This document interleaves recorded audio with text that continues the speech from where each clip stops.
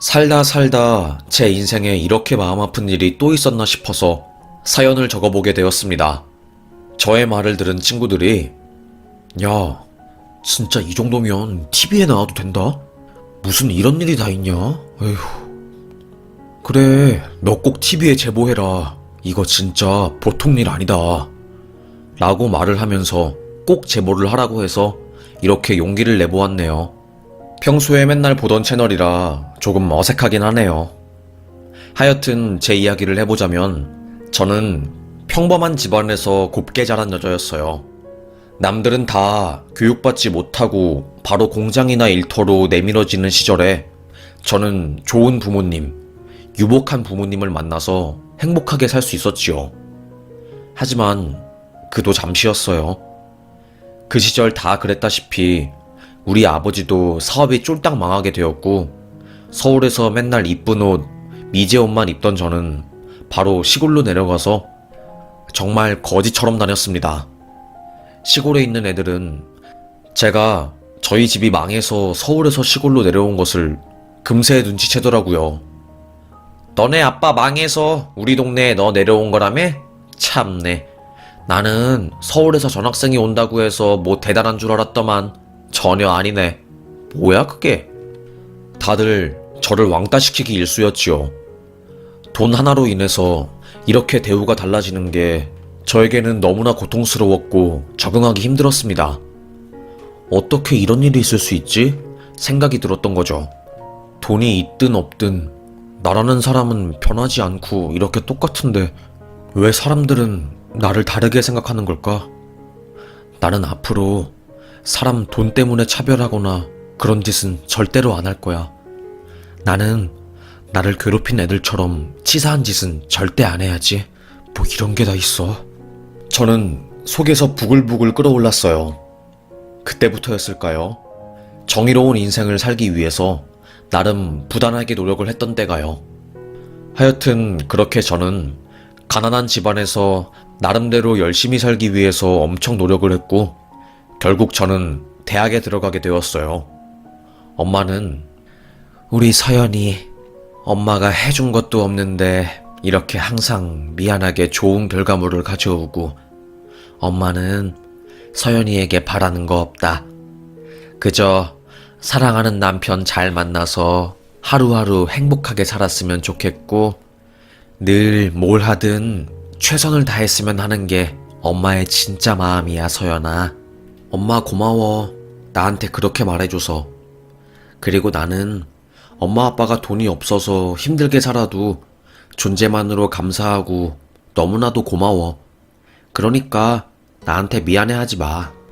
가난했고 집은 망했지만 저희 집 분위기는 망하고 나서가 더 좋았어요. 서로를 아끼고 끈끈하게 마음이 연결되다 보니까 좋더라고요. 항상 서로를 1순위로 두었으니까요.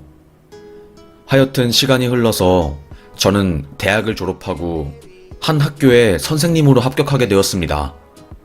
얼마나 기분이 좋았는지 몰랐어요. 아무래도 선생님이 되다 보니까 이런저런 곳에서 선짜리 제안도 많이 들어왔습니다. 학교도 나쁘지 않은 곳을 나왔고 정년이 보장되는 선생님 일을 하다 보니까 남들의 눈에는 좋은 신부감으로 보였던 거였죠. 저도 사실은 조금 일찍 결혼하고 싶은 마음이 커서 들어오는 소개팅을 거절하지 않고 다 받아줬어요. 그러다가 이제 제 기준에서는 거의 완벽해 보이는 남자가 나타난 거죠. 그 남자의 집안은 굉장한 부자 집안에 그 남자 직업도 증권회사에서 잘 나가는 펀드 매니저, 하여튼 그런 일을 하고 있는 사람이었어요. 서연씨, 이 남자 놓치면 정말로 후회할 거야. 이 남자 얼마나 괜찮은지 정말 말도 못해. 이런 남자 빨리 누가 채가니까 서연씨 머뭇거리지 말고 콱 잡아. 알겠지? 하도 주변인의 그런 말들에 저는 소개팅을 하게 되었어요. 그런데 사람들이 말한 것처럼 그 남자는 엄청 매너있고 센스도 있고 굉장히 자상해 보였습니다. 저는 서연씨 마음에 드는데 서연씨는 어때요? 저랑 몇 번 더 데이트 해볼래요? 저 서연씨랑 조금 더 알아가 보고 싶어서 이렇게 조심스럽게 애프터 신청해봅니다. 우리 몇 번 더 볼 수 있을까요? 저는 심장이 터질 것만 같았어요. 멋있는 이 남자가 나에게 소개팅 애프터 신청을 하는 것 자체가 저는 무척이나 신나는 일이었고 가슴 떨렸거든요. 그래서 저는 그 남자에게 당연하죠. 저도 더 만나서 알아가 보고 싶어요. 한 번으로는 아쉽잖아요. 그렇게 저와 그 남자는 그 이후로 데이트를 몇 번이나 하게 되었어요. 굉장히 기쁘고 기분이 좋았지요. 어느새 저희는 사랑을 나누는 연인 사이가 되었고 그 누구도 저희를 방해할 수 없는 아주 끈끈한 연인 관계가 된 것이었지요. 딱 2년의 교제 끝에 그 남자는 저에게 서연씨, 내가 평생 행복하게 해줄게요. 나 정말로 앞으로 돈 많이 벌어서 당신 행복하게 해줄 거고 더 높은 급으로 올라가서 더 멋진 남편이 되고자 평생 노력할 거예요. 저는 안정적인 삶을 추구하는 저와는 다르게 강한 성격, 그리고 추진력 있는 그 사람의 모습이 너무나도 멋있게 느껴졌습니다. 게다가 집안도 빠지지 않고 너무나도 저에게는 왕자님처럼 느껴졌어요.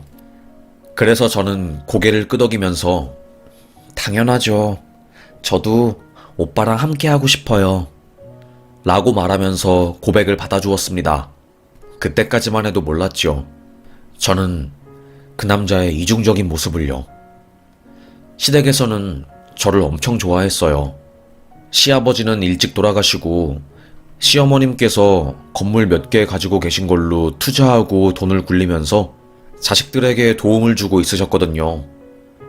어머님은 정말로 돈이 많았고 능력도 좋아서 남들에게 의스댈 법도 한데 전혀 그런 게 없었습니다. 늘 겸손하고 행복하게 사셨어요. 그래서 저를 보자마자 기싸움을 하거나 깔아뭉개거나 그런 게 전혀 없어. 아이고, 며느리 왔구나. 우리 아들이 많이 부족하고 배울 게 많은데 아주 좋은 색시가 우리 집에 와서 내가 이제 아들에 대한 걱정을 좀 안 해도 되겠어. 이렇게 기분 좋은 말을 해주셨지요.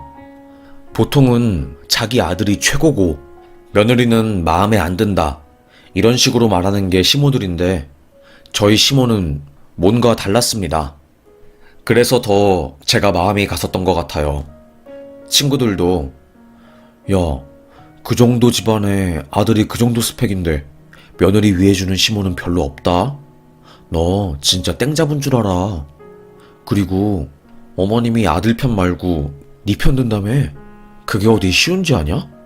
나는 대기업 다니고 내 남편은 연봉 3천만 원 중소기업 다니는데 어머님이 맨날 우리 아들이 최고라고, 우리 아들이 마음만 먹으면 대기업 갈 수 있다고 나를 그렇게 깔아뭉갠다. 에휴. 친구들의 말을 들으니 저는 저희 시모가 얼마나 좋은 분이신지 알 수 있게 되었습니다. 굉장히 감사한 거였어요. 그래서 저는 어머님께 더 잘하고자 많은 노력을 했습니다. 항상 누가 시키지도 않았는데 먼저 어머님에게 전화를 걸어서 적적하지 않게 말을 걸고, 또 어머님 생신이나 환갑이 있으면 제가 가장 먼저 주도해서 어머님을 챙겨드렸어요.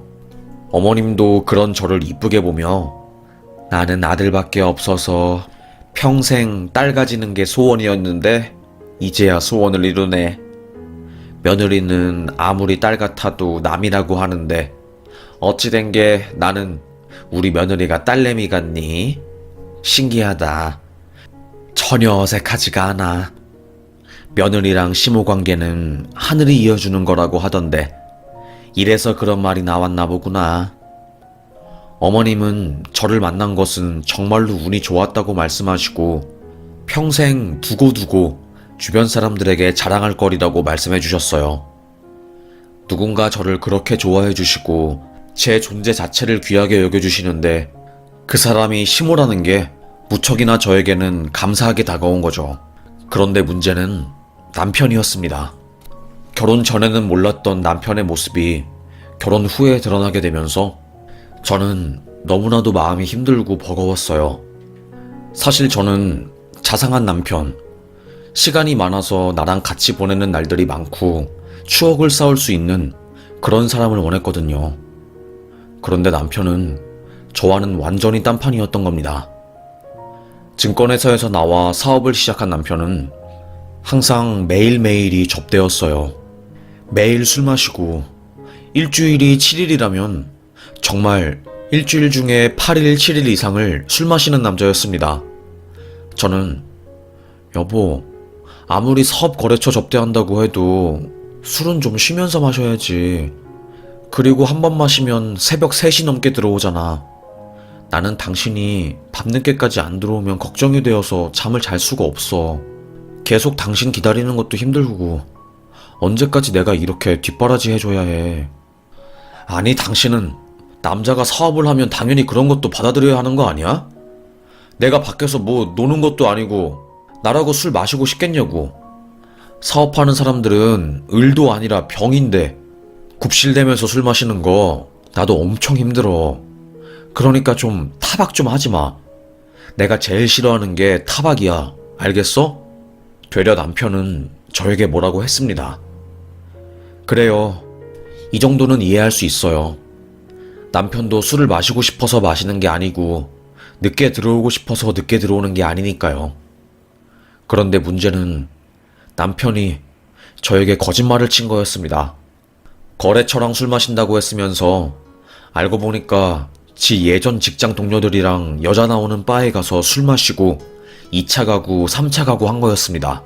자고 있는 남편의 핸드폰에 울리는 문자 한 통을 보고 난 뒤에 저는 그 모든 것을 알게 되었지요. 오빠, 미미랑 또 언제 놀아줄 거야?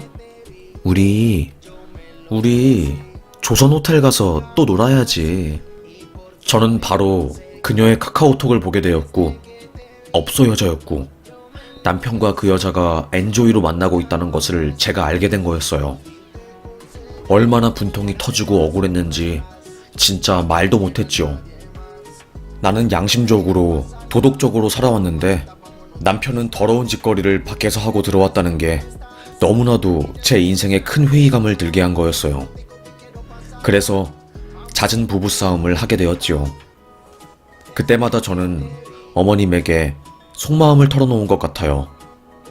사실 제가 결혼하기 한 달 전에 엄마가 돌아가시면서 심적으로 의지할 어른이 없었고 아빠는 사업 망한 이후에 뇌출혈과 관절 증상이 와서 전두엽이 손상되어 제대로 된 의사소통을 못하는 상황이었거든요.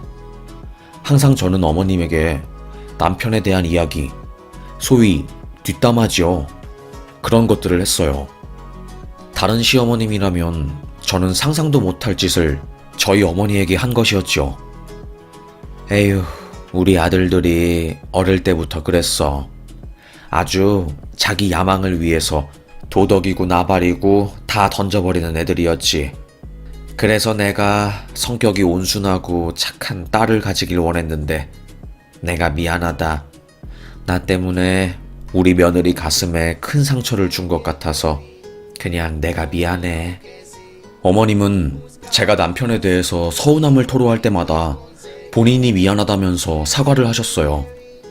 그때마다 저는 속으로 에휴, 그래, 어머님이 잘못한 것도 아닌데 괜히 내가 이런 말 해봤자 어머님 마음만 무거워지고 괜히 나한테 사과하시고 서로 불편하지 생각을 했습니다.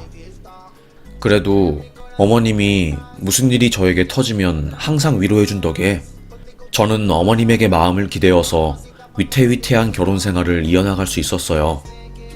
그러다가 어머님 건강이 안 좋아지시고 갑자기 병원에 들어가게 되면서 어머님이 유산 정리를 하시게 된 겁니다.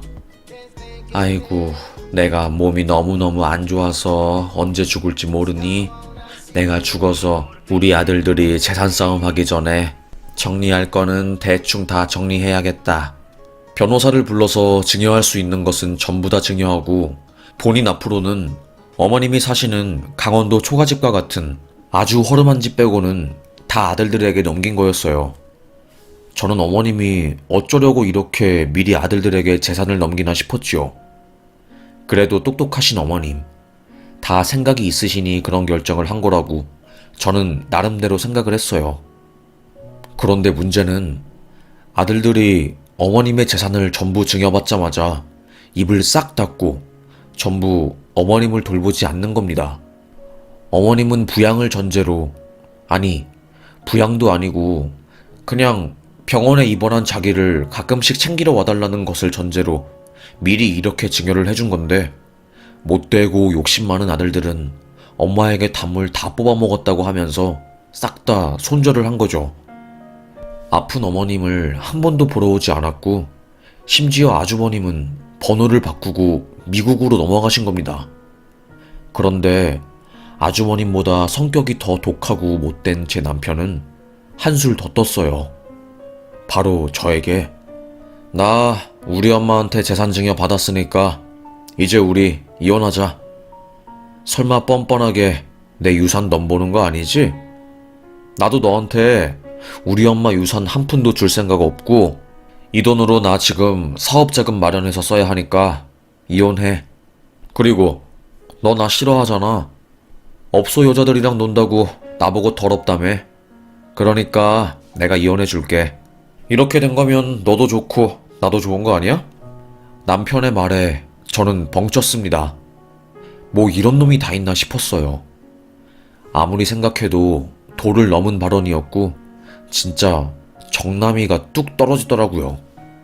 내가 미쳤다고 이딴 놈이 좋다고 결혼을 한 건지 별의별 생각이 다 들더라고요. 진짜 얄미운 남편놈의 얼굴을 제 주먹으로 한 대 세게 때려주고 싶었어요. 너무 화가 난 저는 이혼을 하더라도 하고 싶은 말은 다 하고 이혼해야겠다고 생각했어요. 아니, 당신 진짜 뻔뻔하다. 내가 그렇게 이혼해달라고 애원할 때는 끝까지 안 해주더니 어머님한테 유산 받으니까 생각이 싹 바뀌었나봐.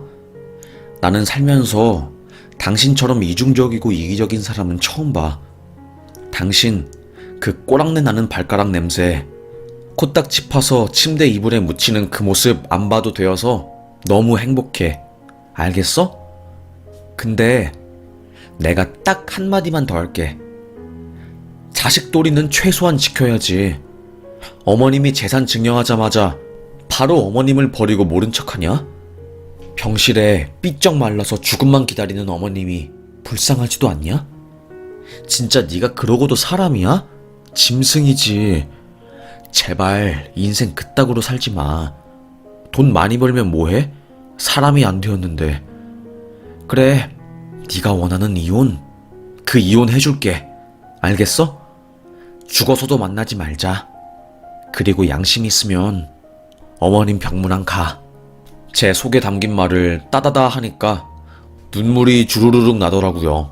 그동안 사랑은 절대적이고 시간이 오래될수록 숙성되어 나를 더 행복하게 해주는 거라고 생각했는데, 이혼은 저의 그 가치관을 박살내버린 일이었어요. 얼마나 한스럽고 억울하던지요. 남들이 보기에 완벽하고 너무나도 좋았던 그 사람이 저에게는 최악의 남자였으니까요. 그렇게 저는 이혼 도장을 서류에 꾹 찍었어요. 제가 이혼했다는 사실을 알게 된 교사쌤들은, 어머, 서현씨, 그때 그 소개팅에서 결혼한 남자랑 이혼한 거야? 세상에, 진짜 사람 겉모습만 봐서는 인성을 알 수 없나 봐. 서현씨 순하고 착하잖아. 서현씨 같은 사람은 가정에 어려움이 있어도 잘 해결해 나갈 수 있는 줄 알았는데. 교사쌤들은 진짜로 이혼한 저를 위로해주는 게 아니라 그렇게 잘난 남자와 결혼했다가 이혼녀가 된 저를 잘됐다고, 쌤통이라고 비꼬는 느낌이었어요.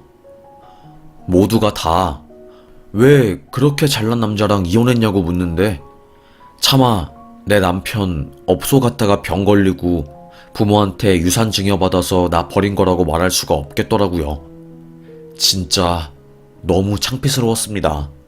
될 수만 있다면 할복이라도 하고 싶은 심정이었어요. 그렇게 이혼이 고통스러운 일인지는 몰랐습니다. 그래도 시간이 가면 갈수록 저도 마음이 어느 정도 추스러지고 한 발 한 발 다시 정상적으로 삶을 살 수 있게 되었어요. 그때 생각이 난 게 어머님이었지요. 어머님은 믿었던 자식들에게 자신의 모든 것을 내어주었는데 배신당한 거잖아요. 저보다 훨씬 더 힘들었을 거라고 생각하니 눈물이 나더라고요. 그래서 저는 이혼했지만 시모의 병실에 갔습니다.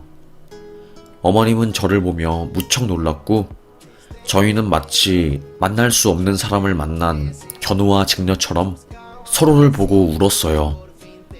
몸이 많이 아픈 어머님이 의욕 없이 있는 게 제 마음을 아프게 하더라고요. 어머님은 저에게 에휴, 늙어서 오래 살면 뭐하나.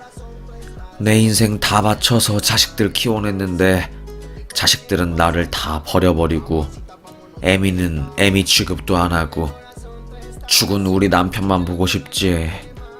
어떻게 애들이 이렇게 돈만 밝히는 괴물로 자란 것인지 나도 모르겠다. 피땀 흘려서 키운 자식들은 엄마가 아파 죽겠는데 돈만 받고 얼굴 한번 보이지 않고 피 한 방울 안 섞인 내 아들과 이혼한 우리 며느리는 이제 가족이 아닌데도 나를 찾아와서 맨날 전복죽 해주고 나를 간호하네. 참 우리 며느리한테 내가 미안하다, 미안해. 어머님은 제 손을 잡으며 매일 우셨던 것 같아요. 지금 생각해보면 어머님이 우울증을 앓고 있었던 거지요. 생각해보면 우울증이 안 오는 것도 신기할 정도예요. 자식들이 십수억 돈을 가지고 잠적을 했으니 부모 입장에서는 인생이 허무한 거죠. 정말 저 같아도 어머님이었으면 못 버텼을 것 같아요. 어머님, 너무 상심 마세요. 아까 의사분이랑 이야기해보니까 그래도 어머님 조금씩 차도가 좋아지고 있다네요. 우리 아직 인생 길잖아요. 남은 삶, 살아야 하는 삶이 길잖아요. 그러니까 어머님, 절망하지 마세요. 원래 그런 말이 있잖아요. 자식은 낳으면 남이 된다고. 그러니까 정을 떼는 것도 엄마의 일이라고요. 제가 이런 말을 하는 게 무례해 보일지 몰라도 저는 어머님이 그저 행복하셨으면 좋겠어요. 제가 아드님과 이혼해서 면목은 없지만 그래도 며느리 도리는 다 할게요. 저는 제가 힘들 때 어머님이 저에게 준 그 용기를 잊지 못해서 꼭 어머님한테 그 마음을 갚고 싶어요. 어머님, 저는 어머님이 저에게 준 사랑을 나름대로 갚기 위해서 정말 최선을 다한 것 같아요. 그래서 최대한 제가 시간이 될 때마다 저는 어머님을 돌보았습니다. 병실에서 우울해하는 어머님을 위로하기 위해서 우스꽝스러운 광대 노릇도 해보고 이빨에 김을 붙여서 맹구 역할도 해보았어요. 어머님은 그런 저를 볼 때면 어린아이처럼 까르르 웃었지요. 저는 속으로 에휴, 자식들을 바라보면서 평생을 사신 우리 어머님, 여자로서의 인생은 없고 그저 엄마로서의 인생만 살았는데 끝은 결국 이렇게 끝나는구나. 나라도 잘해드려야지. 우리 어머님 나쁜 분도 아니고. 그래서 거의 4년 동안은 퇴원하신 어머님 댁에 주말마다 가서 반찬을 해주고 냉장고를 꽉 채워줬어요. 제 행동을 본 제 친구들은 야, 진짜로 딸도 그렇게 지극정성으로 엄마 간호 안 한다? 도대체 너한테 시모는 어떤 존재냐? 네 남편이 그렇게 너 힘들게 했는데 너는 아직도 시모에 대한 정이 남아있냐? 몰라.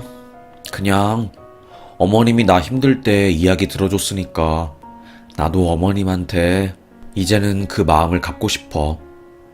남들은 시모와 며느리 사이는 절대로 좁혀질 수 없는 거리가 있다고 하지만 나는 그거는 잘 모르겠다. 이젠 어머님이 나의 친모 같아. 친구들은 제 말을 듣고 도저히 믿을 수 없다고 말을 했지요. 저도 제 이런 행동이 믿기지가 않았습니다. 그러다가 제가 아는 친척분을 통해서 남자를 소개받게 되었고 그분과 진지하게 교제를 진행하게 되었어요. 이혼의 아픔을 극복하고 싶었던 저이기에 아주 조심스럽게 새로운 시작을 하게 된 것이었지요. 그 무렵 어머님도 먼 친척분께서 어머님을 돌봐주신다고 하셔서 저와 연락이 자연스럽게 끊어지게 되었습니다. 아무래도 저는 이혼한 며느리니 몸이 멀어지면 서서히 마음도 멀어지게 된 것이었지요. 그렇게 저는 재혼하게 되었고 어머님은 먼 친척분의 집에 가서 살게 되었어요. 그러다가 몇 년이 흐르고 저는 갑작스러운 연락을 받게 되었어요. 어머님이 돌아가셨다는 이야기였습니다.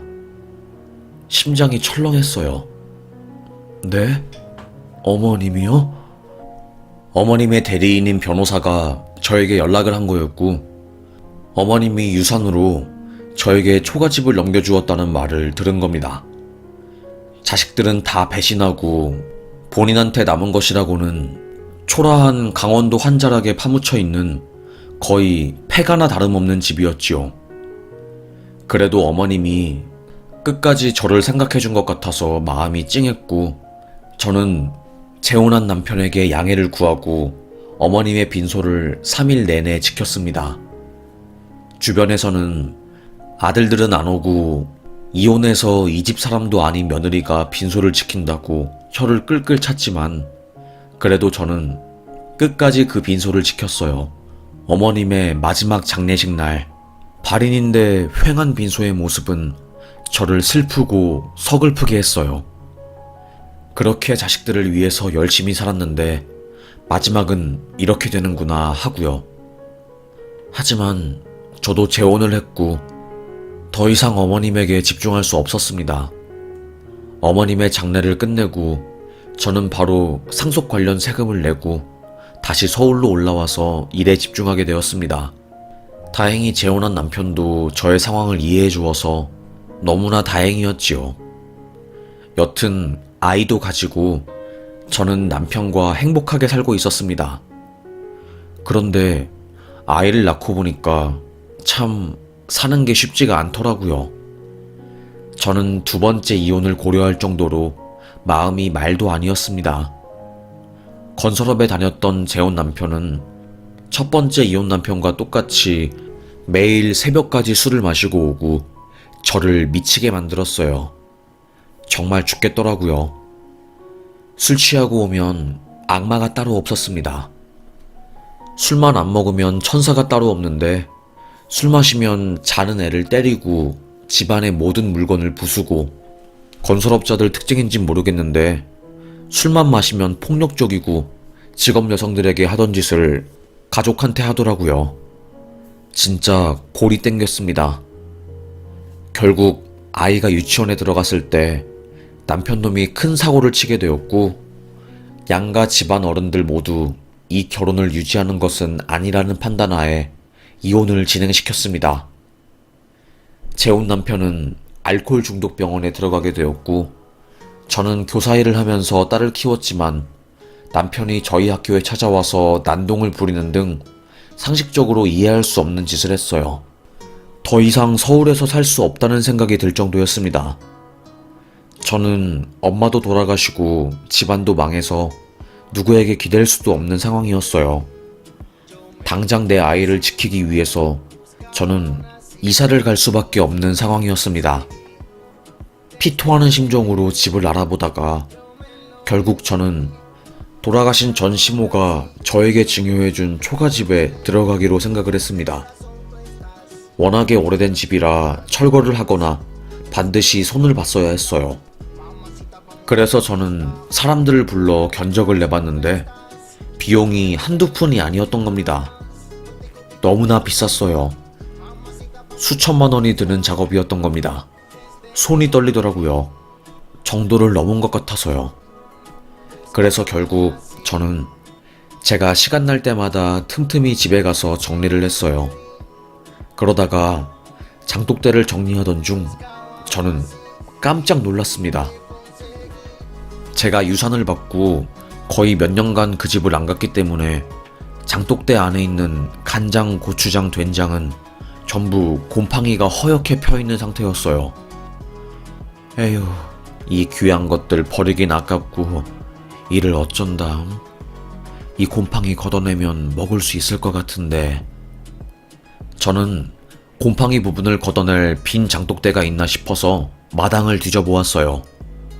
그러다가 땅속에 파묻혀 있는 장독대를 하나 발견한 겁니다. 비닐로 뚜껑이 칭칭 감겨 있었고 과할 정도로 즙과 비닐로 덮여 있었죠. 아니, 어머님은 왜 이렇게 과하게 꽁꽁 싸맨 거야? 한숨을 푹 쉬고 안간힘을 써서 뚜껑의 노끈을 풀고 열었습니다. 그런데 저는 그때 눈이 휘둥그레졌어요. 장독대 안에 있는 박스를 걷어내니 수억을 호가하는 금과 현금 다발이 쌓여 있었던 겁니다. 저도 모르게 주변을 두리번거렸어요. 마치 해서는 안 될 짓을 한 것 같고 봐서는 안 될 기밀 문서를 본 것 같아서 몹시 두려웠어요. 대충 봐도 수억은 넘어 보이니 뭔 정치인이 비자금을 숨겨둔 줄 알았지요. 그런데 돈다발 맨 아래에 있는 어머님의 편지를 보자마자 저는 오열했습니다. 58년생 개띠 인생 최복자. 내 인생 참 불쌍하다. 먹을 게 없고 가난하던데 머슴방에 가서 새끼줄 꼬며 오순도순 도란도란 이야기하던 정 많았던 때가 참 좋았지. 동네 사람들 식구들 밥숟가락도 몇 개인지 다 알고 그래도 가난 탈출해서 내 아이들에게 풍족한 미래 물려주겠다고 국수 팔고 남의 집 식모살이하고 공부해서 부를 잃었는데 내 곁에 남겨진 건 아무것도 없구나. 죽으려고 마음먹고 병원 옥상에서 떨어지려 한 내 맘을 잡아준 건 우리 며느리였다. 며느리야, 네가 언제 내 이 편지를 볼지 모르겠지만 이혼한 여자가 의지할 건 오직 돈뿐이다. 우리 며느리 참 곱고 좋은 사람이니 금방 재혼하겠지만 재혼해서도 남편 믿지 말고 꼭 비상금은 있어야 해. 나도 아들들에게 유산 다 증여하고 나 남은 삶을 위해 혹시 몰라서 현금 다발 따로 빼놨다. 이제 나는 아프고 다 늙었으니 얼마 살 날이 안 남은 것 같고 그래서 며느리 위해서 여기 돈 숨겨놨다. 이 돈 조금씩 쓰면서 며느리 인생에 풍파가 올 때 방파제로 썼으면 좋겠다. 사랑하는 나의 며느리, 눈에 넣어도 안 아플 우리 며느리 덕분에 외로울 뻔한 내 마지막 인생에 숨통이 트여 즐겁게 웃다가 갈 수 있게 되었구나. 시모가 참 고맙다. 행복해라. 그리고 자식도 좋지만 항상 내 인생과 자식 인생 사이의 균형을 잘 잡아야 한다. 사랑한다. 너무나 늦게 어머님의 유서와 마음이 담긴 그 장독대를 발견한 저는 펑펑 울었어요. 진짜 그때 얼마나 운지 몰라요. 어머님 초가집, 쓰러져가는 그 집을 증여받고 매년 세금 내느라 어머님을 원망했거든요. 아유, 어머님, 마음은 고맙지만 이거 참 돈 안 되는 집 가지고 있는 것도 세금이 덩어리로 나가니 너무 힘들구나. 이러면 안 되는데 어머님이 밉네. 이런 생각을 종종 하곤 했거든요. 제가 너무 어머님의 마음을 모르고 그렇게 생각한 것 같아서 저는 너무 후회되었습니다.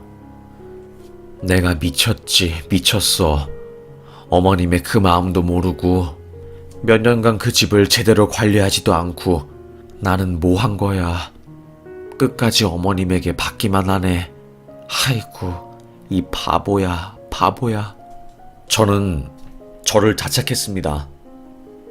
하지만 두 번째 이혼 후 경제적으로 타격을 입고 딸과 함께 살 집을 구하느라 심적으로 힘들었던 저에게 어머님이 남겨주신 그 돈은 어마어마한 도움이 되었어요. 정말 어머님의 그 장독대 돈이 없었다면 저는 너무 지쳐서 앞날을 생각할 수도 없었을 거예요. 정말 최고의 타이밍에 저에게 내려온 어머님의 마음이 담긴 그 장독대는 한동안 제 인생에 울림이 되어 주었습니다. 저는 그 장독대로 어머님 댁 리모델링을 하기 시작했어요.